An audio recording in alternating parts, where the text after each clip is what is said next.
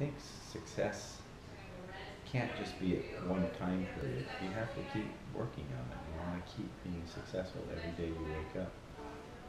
And you know our saying, life's an attitude. Make it a good one. And that's it. So I can't say there was any one time. I just think it's an ongoing journey, and we keep trying to. You want to use a word, success, but you just want to keep doing the best you can. And I would also say, back earlier, I thought about this earlier, success, if there was a quality that helps, perseverance came up in my mind. It's not always easy to get. You just have to keep persevering. Keep trying. Every morning you get up, you get out the door, and you try your best.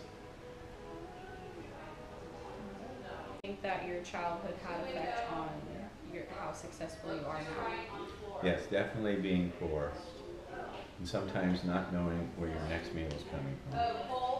Not knowing where you were going to have a roof over your head or not. You've heard the story of one summer we stayed in a campground because we had no money to afford anything. All of that taught you to be strong when times do get tough. And, when you get down to not sure you're ever going to have food, a place to sleep, you find out that life still goes on. You'll fall asleep on the ground, and you'll wake up the next morning hungry, but something will happen and it motivates you to work hard. I know that when I started working very young, as a dishwasher was my first job at 16. Besides being a paper boy and mowing lawns when I was younger, I wanted to keep working because I saw that it brought money, and if you didn't waste the money, you could pay bills and you could have a home, you could do things. And that all definitely from my childhood affected my work ethic, that's for sure. Yes.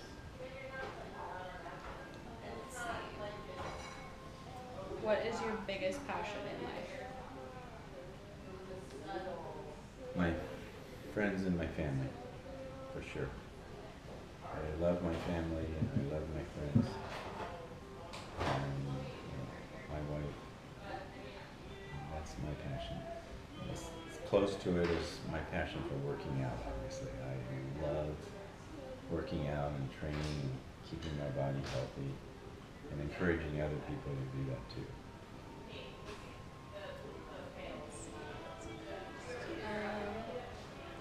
So what schools did you go through, and what schools do you think had the biggest impact on picking your career and the success that you've had so far? I went to several elementary schools in my moving. I only went to 2 high schools. A Catholic high school my first 2 years, Mater Dei, in Newport Harbor, my junior and senior year. During that 4 years, I moved 14 times, so I still only went to 2 high schools. I would say in my high school days, my chemistry teacher was one of my favorite teachers, and chemistry was a class that helped me the most in college because I had a lot of science and stuff I had to take. But then I went to a junior community college, Orange Coast, and pretty much you just have to take the general ed stuff there. And I continued to play sports, so that motivated me to stay in school. So I played football. And then I got injured right at the end of my sophomore year, so I wasn't sure if I was going to play anymore. But I had some scholarship offers, but the best one for me was to go to Long Beach State, take a partial one, which eventually ended up being a more full scholarship in those days. And played there. I graduated, switched from a biology major to a PE major because I was behind in my chemistry work and physics work and this and that. And did well in the program there, and they hired me as a freshman coach for my graduate year, getting my teaching credential, which was at Long Beach. And then I got a job at Edison High School, and I continued to go 2 more years to work on my master's degree at night, and got that. And then after 2 years at Edison High School, I got the job at Chabot College, and that's where I taught for the next 38 years. Let's see. What do you think was the most successful part of your career?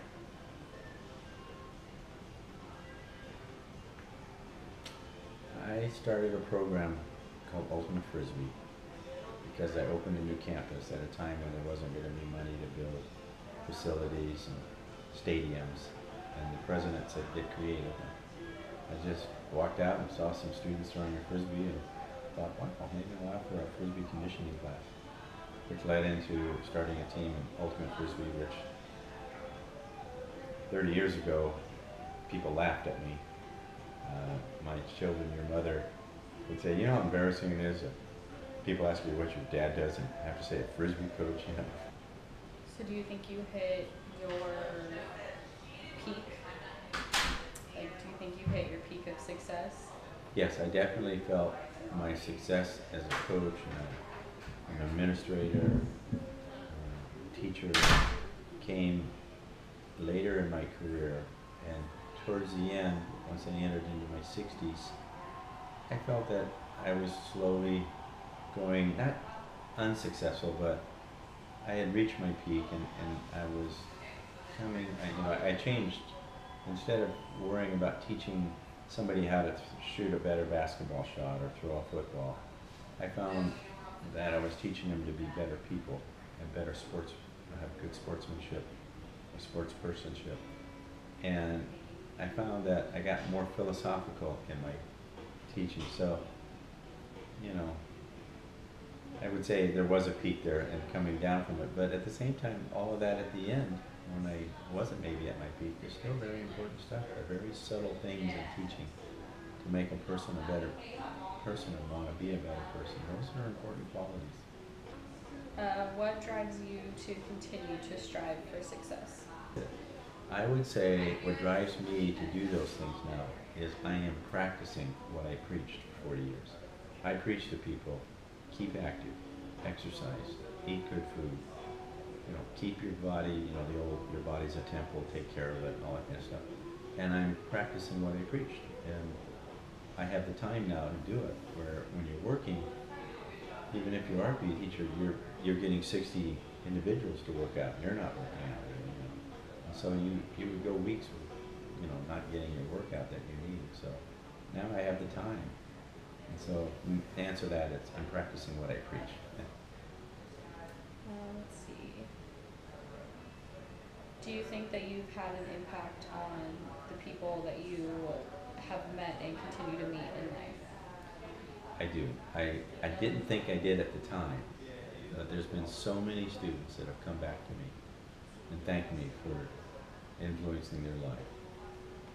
I'll give you an example. I had a student that got injured, he put on some weight, he wanted to run a marathon because one time when I broke an arm, I still came to class every day even though I had to have a substitute teacher. They wouldn't let me teach in case there was a repercussion from the arm not healing right. I just didn't want to miss my classes, so I still went every day, and I let the sub run the class, and I stood on the sidelines and watched my classes.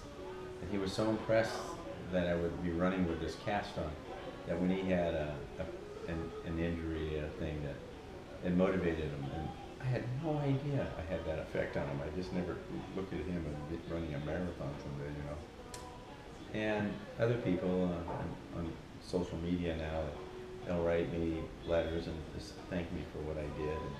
And I never realized. So you got to remember that as a teacher, you do affect people.